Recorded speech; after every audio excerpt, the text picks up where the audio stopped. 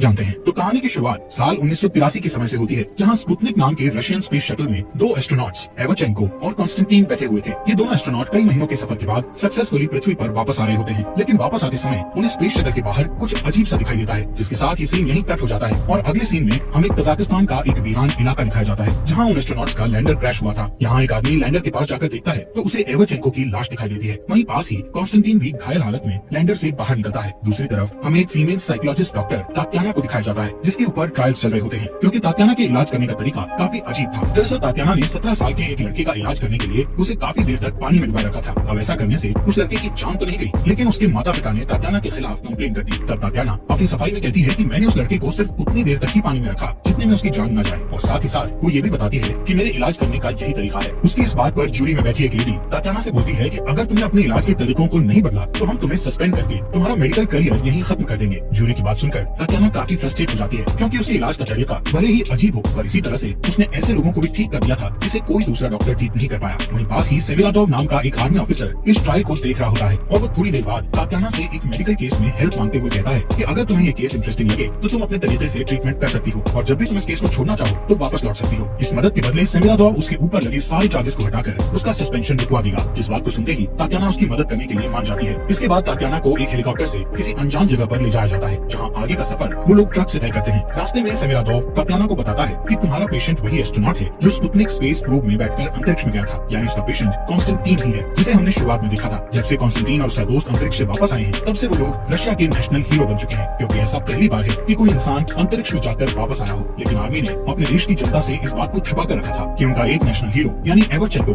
मर चुका है, बल्कि उन्होंने हर तरफ ये खबर फैला रखी थी कि स्पेस से वापस आने के कारण दोनों नेशनल हीरोज को पृथ्वी के एटमॉस्फेयर में एडजस्ट करने में थोड़ी प्रॉब्लम हो रही है, इसीलिए उन्हें कुछ हफ्तों तक क्वारंटाइन में रखा गया है। वहीं तात्याना को बस इतना ही बताया गया था कि कॉन्स्टेंटीन एमनीशिया का पेशेंट है, लेकिन कॉन्स्टेंटीन की हाई सिक्योरिटी देखकर वो समझ जाती है कि उससे कुछ तो छुपाया जा रहा है। फिर थोड़ी देर बाद सेविलाटोव उसे लेकर एक ग्लास चैम्बर के बाहर जाता है, जिस चैम्बर में रीगल नाम का एक डॉक्टर कॉन्स्टेंटीन का इलाज करने की कोशिश कर रहा था। ये देखकर तात्याना गन कॉफी का एक कप लेकर कॉन्स्टेंटीन के चैम्बर में जाती है, जहाँ हम देख पाते हैं कि उसने कॉफी के कप को हैंडल से पकड़ रखा है, लेकिन कॉन्स्टेंटीन उस गन कॉफी के खौलते हुए कप को बिना किसी तकलीफ के पी लेता है। यहाँ तात्याना उससे बहुत अच्छे से बात करती है। तब तात्याना ग्लास चैम्बर से बाहर निकल के सेविलाटोव से बताती है कि इस हादसे की वजह से कॉन्स्टेंटीन के दिमाग पर बुरा असर हुआ है, जिससे उसने डिप्रेशन में आकर अपनी सेंसिटिविटी खो दी है। ये बताकर तात्याना सेविलाटोव से कहती है, मुझे इस केस में ऐसा कुछ भी नहीं दिखता जिसे दूसरा कोई डॉक्टर ठीक नहीं कर सकता, इसलिए मैं वापस चलना चाहती हूँ। इस पर सेविलाटोव बताता है कि अगला हेलीकॉप्टर दूसरे दिन यहाँ से जाएगा, तब तक तुम अपने कमरे में जाकर सो जाओ। आगे तात्याना जब अपने कमरे में बैठी हुई थी तो रात के समय सेविलाटोव वहाँ आकर उसे अपने साथ चलने को कहता है, और वो दोनों बिना समय गंवाए ऑब्जर्वेशन चैम्बर में आते हैं, जहाँ कॉन्स्टेंटीन को बुलेट प्रूफ ग्लास चैम्बर के अंदर बने एक और कमरे में रखा गया था। ये देखकर तात्याना को कुछ समझ नहीं आता कि आखिर कॉन्स्टेंटीन को उसके कमरे में कैद क्यों किया गया है। अब इससे पहले कि वो सेविलाटोव से कुछ पूछ पाती, तभी उसकी नजर मॉनिटर पर पड़ती है, जिसमें कॉन्स्टेंटीन दिख रहा था। देखते ही देखते उसके हाथ पैर अकड़ने लगते हैं, और वो अचानक से अपने बिस्तर के नीचे गिर के खून की उल्टी कर देता है। खून की उल्टी के साथ ही उसके मुंह से एक अजीब सा जीव बाहर निकलता है, जिसके बाहर आते ही कॉन्स्टेंटीन तो बेहोश हो गया था, और वो जीव धीरे धीरे बड़ा होने लगता है, जिसे मॉनिटर में देखकर तात्याना के होश उड़ जाते हैं। तब सेविलाटोव के कहने पर तात्याना उस अजीब से जीव को देखने के लिए कॉन्स्टेंटीन के कमरे के बाहर जाती है, जहाँ वो जीव उस पर हमला कर देता है, लेकिन बुलेट प्रूफ ग्लास की वजह से वो जीव तात्याना को नुकसान नहीं पहुंचा पाता। जिसके बाद सेविलाटोव तात्याना से बताता है कि ये जीव स्पेस से कॉन्स्टेंटीन के साथ आया है, और वो उसके शरीर के अंदर ही रहता है। इसी वजह से हमने एक नेशनल हीरो को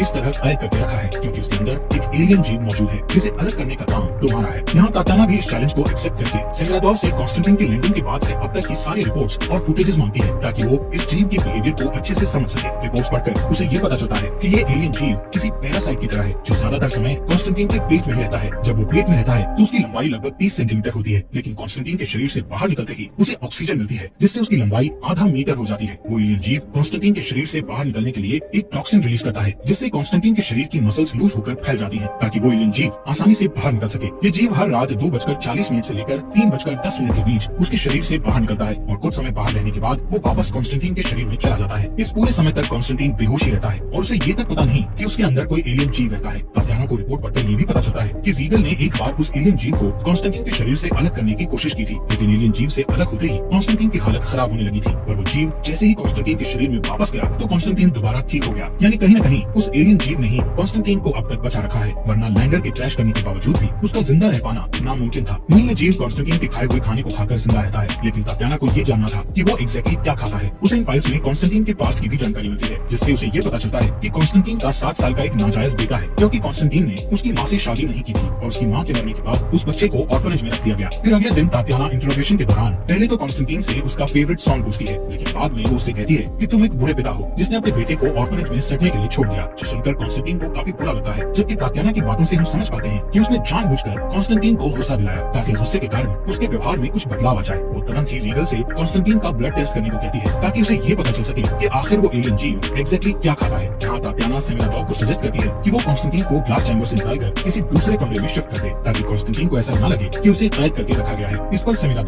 कॉन्स्टेंटीन को ग्लास चैम्बर से निकालकर एक नॉर्मल कमरे में शिफ्ट करवा देता है और इस कमरे में एक टीवी भी रखी हुई थी। इसी बीच उसके कमरे में तात्याना आती है, जिसे कॉन्स्टेंटीन बताता है कि स्पेस में जाने से एक हफ्ते पहले ही मुझे अपने बेटे और उसकी माँ के बारे में पता चला था, इसलिए मैंने ये सोचा कि वापस आने के बाद मैं उसे ऑर्फनेज से वापस ले आऊंगा। लेकिन वापस आने के बाद से मैं यहीं पर फंसा हुआ हूँ। फिर उसी रात जब वो एलियन बाहर निकलता है तो तात्याना दोबारा से उसके सामने जाती है और पिछली बार की तरह इस बार भी उनके बीच बुलेट प्रूफ ग्लास होता है। लेकिन इस बार वो एलियन तात्याना को देखकर उसके ऊपर हमला करने की कोशिश नहीं करता, बल्कि वो तो एक खिलौने की तरफ अट्रैक्ट हो रहा था, जो खिलौना दरअसल कॉन्स्टेंटीन का फेवरेट खिलौना था। ये देखकर तात्याना उस खिलौने के साथ बुलेट प्रूफ चैम्बर के अंदर जाती है। यहाँ वो जीव उस खिलौने के साथ ऐसे चिपकने लगता है मानो वो उसका भी फेवरेट खिलौना हो। उस जीव को खिलौने के साथ खेलता देखकर तात्याना उसे छूने की कोशिश करती है, इस कारण वो जीव उस पर हमला करके उसके पैरों को पूरी तरह से घायल कर देता है। तब सोल्जर्स आसपास की लाइट्स जलाकर उस जीव को कंफ्यूज करते हैं और इस मौके का फायदा उठाकर तात्याना को वहाँ से बाहर निकाल लिया जाता है। वो होश में आने के बाद सेमिरादोव से अपनी ऑब्जर्वेशन शेयर करते हुए बताती है कि वो एलियन कॉन्स्टेंटीन की फीलिंग्स को महसूस कर सकता है और शायद इसीलिए वो उस खिलौने की तरफ अट्रैक्ट हो रहा था। तात्याना फिर से वीडियो फुटेजेस को देखती है तो उसे ये पता चलता है कि वीडियो में कुछ ग्लिच है, यानी उस वीडियो से कुछ छेड़छाड़ की गई है। वो इस बारे में रीगल से पूछती है, लेकिन रीगल उसे कुछ भी नहीं बताता। दरअसल रीगल रिसर्च करके नोबेल प्राइज पाना चाहता था, इसलिए वो तात्याना को कुछ पता नहीं रहा होता। जिस पर तात्याना उससे कहती है कि मुझे तुम्हारे नोबेल प्राइज से कोई मतलब नहीं है, बल्कि मुझे तो सिर्फ सच जानना है। वहीं रीगल भी ये बात जान रहा था कि अकेले वो अपनी रिसर्च पूरी नहीं कर सकता, क्योंकि वो इस केस में काफी दिनों से लगा हुआ था। लेकिन तात्याना के आने के बाद ही उसे कुछ जरूरी इंसाइट्स मिले हैं, इसलिए वो तात्याना की मदद करने के लिए तैयार हो जाता है। जिसके बाद वो तात्याना को एक गाड़ी में छुपाकर इस फैसिलिटी से दूसरी तरफ ले जाता है, जहाँ सिर्फ कुछ ही लोगों को जाने की परमिशन थी। वो उसे नाइट विजन बाइनोकुलर्स देकर कहता है कि तुम गाड़ी के अंदर से ही सब कुछ देखती रहो। तात्याना देखती है कि वहाँ एक कैदी को केज के अंदर ले जाया जा रहा था और इसी के साथ सारी लाइट्स बंद कर दी गई। कुछ देर बाद एलियन जीव केज के अंदर आकर उस कैदी को एक ही झटके में मारकर उसके मांस को खाने लगता है। ये देखकर तात्याना के होश उड़ जाते हैं और हम एज एन ऑडियंस जान पाते हैं कि ये केज उसी ग्लास चैम्बर से जुड़ा हुआ है, जिसके अंदर कॉन्स्टेंटीन को हर रात रखा जाता है ताकि वो एलियन केज में आकर बिजनेस को खा सके। अब गाड़ी में वापस आने के बाद रीगल तात्याना को बताता है कि जब हमें कॉन्स्टेंटीन मिला था तो उसकी हालत बहुत ज्यादा खराब थी, लेकिन उसके अंदर इस एलियन जीव के होने की वजह से उसकी तबीयत दिन ब दिन सही होती चली गई और वो इतनी जल्दी रिकवर कर गया जितने में किसी आम इंसान का रिकवर कर पाना लगभग नामुमकिन था। जब कॉन्स्टेंटीन हॉस्पिटल में था तो इस एलियन जीव ने एक नर्स को भी मार दिया था और उसी दिन के बाद से कॉन्स्टेंटीन की तबीयत में सुधार आना शुरू हो गया। इसके बाद उस जीव को मछली से लेकर सुअर तक सब कुछ खाने को दिया गया, मगर ऐसा करने से कॉन्स्टेंटीन की तबीयत फिर से खराब होने लगी। आखिर में सेमिरादोव ने उस जीव को एक प्रिजनर ऑफर किया, जिसे खाने के बाद जब वो जीव कॉन्स्टेंटीन के अंदर गया तो कॉन्स्टेंटीन की तबीयत वापस से सही हो गई। लेकिन वो जीव प्रिजनर्स को मारने से पहले उन्हें काफी ज्यादा डराता है, क्योंकि डरते समय इंसानों के अंदर कॉर्टिसोल नाम के हार्मोन का लेवल बहुत ज्यादा बढ़ जाता है और शायद जीव कॉर्टिसोल के ऊपर ही फीड करता है। फिर अगली सुबह तात्याना कॉन्स्टेंटीन को सारी सच्चाई बताती है कि उसके अंदर एक एलियन जीव रहता है जिसने बहुत से लोगों को मार दिया है। ये सुनकर कॉन्स्टेंटीन तात्याना से कहता है कि तुम मुझे रात में मिलो। रात में कॉन्स्टेंटीन अपने कमरे के बाहर मौजूद एक रिसेप्शनिस्ट लड़की को बेहोश करके टीवी के अंदर लगे एक मैग्नेट को निकाल लेता है। वो उस मैग्नेट की मदद से सीसीटीवी कैमरास को ऑल्टर करके तात्याना के साथ उस कमरे में जाता है जहाँ उसके दोस्त एवरचेंको की लाश रखी हुई थी। यहाँ कॉन्स्टेंटीन रिवील करता है कि उसे इस एलियन के बारे में पहले से ही पता है, यहाँ तक कि उसे वो सारी चीजें महसूस और दिखाई देती हैं जो वो एलियन करता है। यानी वो एलियन जो भी महसूस करता है वो सारी चीजें कॉन्स्टेंटीन को भी महसूस होती हैं और उसे अच्छे से पता है कि हर रात ये एलियन प्रिजनर्स को मार के उनका मांस खाता है। लेकिन इतना सब जानने के बावजूद भी कॉन्स्टेंटीन अनजान बना हुआ है, क्योंकि अगर सेमिरादोव को ये बात पता चली तो वो कॉन्स्टेंटीन को इस फैसिलिटी से कभी नहीं जाने देगा। दरअसल कुछ ही दिनों में यहाँ एक इंस्पेक्शन टीम आने वाली है, जिनके आने तक कॉन्स्टेंटीन को अपना नाटक जारी रखना होगा। इंस्पेक्शन टीम से क्लियरेंस मिलते ही कॉन्स्टेंटीन को छोड़ दिया जाएगा और ऐसा तभी पॉसिबल है जब कॉन्स्टेंटीन इन बातों से अनजान बना रहे। वो तात्याना से रिक्वेस्ट करता है कि तुम सेमिरादोव को मत बताना कि मैं और वो एलियन सेम फीलिंग शेयर करते हैं, क्योंकि सेमिरादोव को इस बात का पता चल गया तो वो मुझे बाहर नहीं जाने देगा। कॉन्स्टेंटीन ने तात्याना को ये बात इसलिए बताई क्योंकि उसे अच्छे से पता था कि तात्याना बहुत इंटेलिजेंट है, जो बहुत ही जल्द सारी सच्चाई का पता लगा लेगी, इसलिए उसने पहले ही सब कुछ कन्फेस कर दिया। उसकी बातें सुनकर तात्याना को बहुत बुरा लगता है, क्योंकि उनके देश के लोग कॉन्स्टेंटीन को एक नेशनल हीरो मानते हैं, लेकिन ये नेशनल हीरो सब कुछ जानते हुए भी प्रिजनर्स की हत्या होने दे रहा है। तात्याना उससे कहती है कि अगर मैं तुम्हारी जगह होती तो खुद की जान ले लेती। ऐसा कहकर वो यहाँ से जा रही होती है कि तभी एक सोल्जर उसे गिरफ्तार कर लेता है, क्योंकि वो एक रेस्ट्रिक्टेड एरिया में घूम रही थी। इसके बाद सेमिरादोव उसे खुद लेकर केज के पास जाता है, क्योंकि सेमिरादोव को इस बात का पता चल गया था कि रीगल तात्याना को पहले भी इस केज के पास लेकर आया था। सेमिरादोव उससे कहता है कि तुम्हें इस बार नाइट विजन बाइनोकुलर्स की जरूरत नहीं पड़ेगी, बल्कि मैं तुम्हें सब कुछ करीब से दिखाऊंगा। फिर हम तात्याना और सेमिरादोव को केज के पास देखते हैं, जहाँ इस बार एक नहीं बल्कि 2 प्रिजनर्स को लाया गया था और हर बार की तरह इस बार भी वो एलियन केज में आकर उन प्रिजनर्स को मारने ही वाला था कि तभी तभी तात्याना केज को खोलकर उस जीव के सामने चली जाती है, लेकिन वो उस पर हमला नहीं करता क्योंकि कॉन्स्टेंटीन और ये एलियन सेम फीलिंग शेयर किया करते थे, जिस कारण ये एलियन तात्याना को नुकसान नहीं पहुंचाता। तभी तात्याना कॉन्स्टेंटीन का फेवरेट गाना गाने लगती है, जिससे वो एलियन बिल्कुल शांत पड़ जाता है। जबकि दूसरी तरफ कॉन्स्टेंटीन वापस से होश में आने लगता है, जो देखकर हम समझ पाते हैं कि कॉन्स्टेंटीन कुछ हद तक उस एलियन को कंट्रोल कर सकता है। इसी बीच एक प्रिजनर वहाँ से भागने की कोशिश करता है, जिस पर वो एलियन एक झटके में ही उस प्रिजनर का सिर धड़ से अलग करके उसे मार देता है। हालांकि इस इंसिडेंट को देखकर सेमिरादोव तात्याना से पूछता है कि क्या कॉन्स्टेंटीन इस एलियन को कंट्रोल कर सकता है, जिसके जवाब में तात्याना कहती है कि वो इस एलियन को पूरी तरह से कंट्रोल नहीं कर सकता। इस जवाब से सेमिरादोव समझ जाता है कि अगर तात्याना को और ज्यादा समय दिया जाए तो वो कोई न कोई तरीका खोज ही लेगी, जिससे कॉन्स्टेंटीन और एलियन को अलग किया जा सके। वहीं अगली सुबह जब तात्याना और रीगल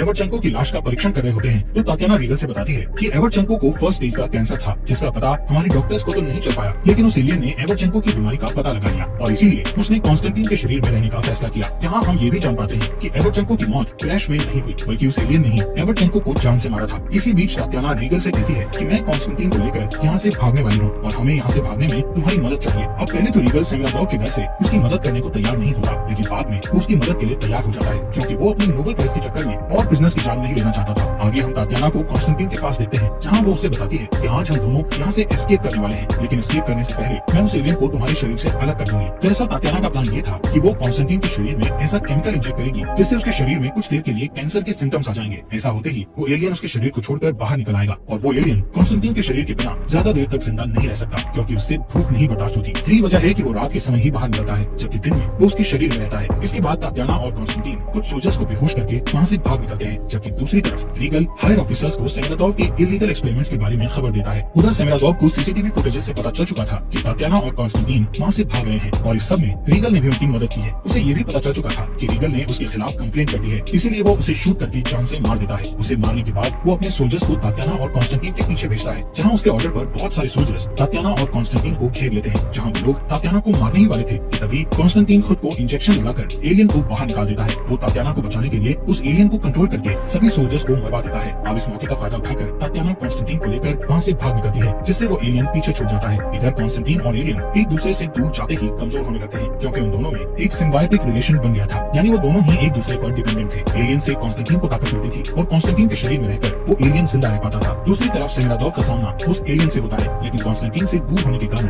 वो एलियन काफी कमजोर पड़ चुका था। इसीलिए सेमिरादोव उसे एक बॉक्स में डालकर तात्याना और कॉन्स्टेंटीन के पास पहुंचता है। हालांकि अब तक कॉन्स्टेंटीन की हालत भी बहुत ज्यादा खराब हो चुकी थी और इस बात का फायदा उठाकर सेमिरादोव तात्याना को मारने ही वाला होता है कि तभी कॉन्स्टेंटीन पूरी हिम्मत करके उस एलियन को फिर से कंट्रोल करके सेमिरादोव को मरवा देता है। वो एलियन सेमिरादोव को मारने के बाद कॉन्स्टेंटीन के मुंह से होते हुए उसके पेट में चला जाता है, जिससे कॉन्स्टेंटीन की तबीयत दोबारा से ठीक होने लगती है। लेकिन इतना खून खराबा देखने की वजह से कॉन्स्टेंटीन को बहुत बुरा लगता है, इसलिए वो खुद को शूट करके मार लेता है ताकि उसके साथ एलियन भी मारा जाए। इसके बाद कहानी के लास्ट सीन में दिखाया जाता है कि तात्याना कॉन्स्टेंटीन के बेटे को ऑर्फनेज में जाकर एडॉप्ट कर लेती है। इसी के साथ एक बेहतरीन